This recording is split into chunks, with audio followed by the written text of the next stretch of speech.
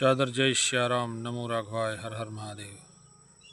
मेरे प्यारे आत्मीय भक्तजनों, भगवत रसिक जनों, आज पुनः एक नए चर्चा और नए अंश के साथ आपके सामने उपस्थित हूँ। आज प्रकाश डाला जाएगा प्रेम पर। मेरे प्यारे, अगर आपको बुरा न लगे तो सच कहूँ तो प्रेम का बीज संसार से ही उत्पन्न होता है, पर वो बीज भी संसार में ही समाप्त हो जाता है। और प्रेम की सार्थकता, किसी भी बीज की सार्थकता उसमें से अंकुर निकलने, अंकुर से वृक्ष बनने और वृक्ष से फल तक पहुंचने में होती है, और जिसका लाभ लोग को प्राप्त हो सके।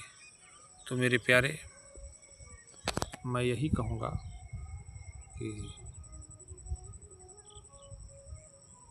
किसी भी बीज के सार्थकता उसमें से अंकुर फूटने से है। मेरे प्यारे, तो संसार के व्यवहार में हमारे हृदय में कई बार प्रेम उत्पन्न होता है, पर सच कहूँ तो जो प्रेम पनप के अपनी पूर्णता को न प्राप्त करे, वह प्रेम अपनी उपलब्धता की सार्थकता को सिद्ध नहीं कर पाता। जैसे आपने मेरे प्यारे माचिस की डिब्बी से माचिस की एक तीली निकाल करके और माचिस की डिब्बी के ऊपर रगड़ा, तो तीली के अंदर का जो प्रेम था वो प्रकट हो गया। पर वो कब तक मेरे प्यारे? जब तक तीली का अंत नहीं हुआ तब तक। पर तीली में लगी लकड़ी के खत्म होते ही वो आग रूपी प्रेम जल के भस्म हो जाता है, खत्म हो जाता है। और अगर उस तीली के बुझने से पहले आपने एक मोमबत्ती को जला दिया तो वो प्रेम कहाँ तक पहुँच गया? मोमबत्ती तक। और उस मोमबत्ती से आपने अनेकों और मोमबत्तियाँ जला डाली तो वो प्रेम कहाँ तक पहुँच गया? अनंत मोमबत्तियों तक। और आप पाएंगे कि धीरे धीरे उस मोमबत्ती ने आपके इर्द गिर्द उजाले को फैला डाला।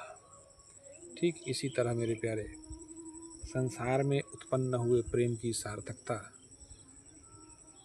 परमात्मा तक पहुंचने में है।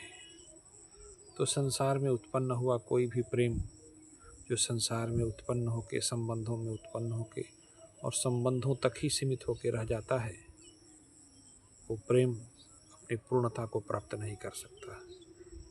पर मेरे प्यारे, जो प्रेम संसार से उत्पन्न होकर के परमात्मा तक पहुंच जाए, परिवार से उत्पन्न होकर प्राणी मात्र तक पहुंच जाए, और जीव से उत्पन्न होकर शिव तक पहुंच जाए, आत्मा से उत्पन्न होकर परमात्मा तक पहुंच जाए, मन से प्रारंभ होकर श्रीमन तक पहुंच जाए, वास्तव में उसी प्रेम की सार्थकता है। और सच मानो,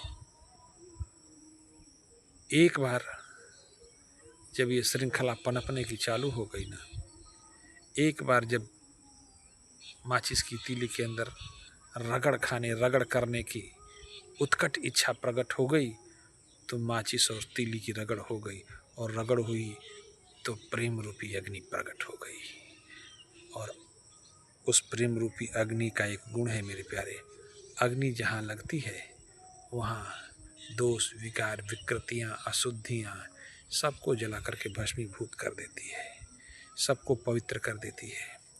ठीक इसी तरह मेरे प्यारे, जब आपके हृदय में विशुद्ध, मैं क्या कह रहा हूँ, विशुद्ध, वो विशुद्ध कब होगा?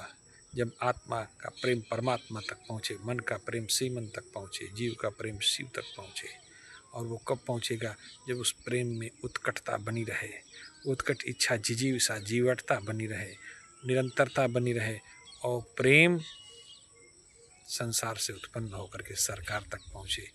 आप पाओगे कि जिन भी महापुरुषों के जीवन में ये स्थिति उत्पन्न हुई, जिन भी मनीषियों के जीवन में ये स्थिति उत्पन्न हुई, वो प्रेम को निमित्त बना के संपूर्ण विश्व में ही अपने प्रेम का दर्शन करने लगे।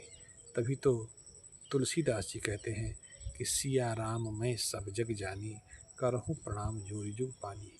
गोपियों को यमुना की लहरों के कलकल में, कुंज गलियों में गायों के रंभाने में, बछड़ों के चिल्लाने में और कदम की डालियों के झूलने में भी कृष्ण के कदमों की आहट, कृष्ण के बांसुरी की आहट सुनाई दे रही है मेरे प्यारे।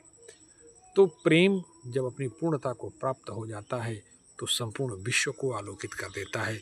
कण कण में आपको उस प्रेम का अनुभव होने लगता है।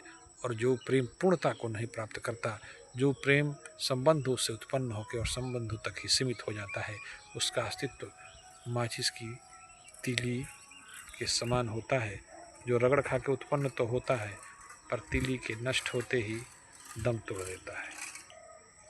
आज के अंश में अपनी वाणी को यही विराम देते हैं मेरे प्यारे।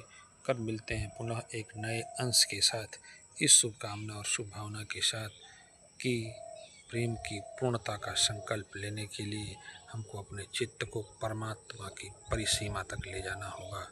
प्राणी मात्र में, कण कण में, अणु अणु में उस प्रेम का प्रसार करना होगा। यही इस जीवन की सार्थकता है और यही प्रेम की सार्थकता है। नमो नारायण, हर हर महादेव, जय श्री राम।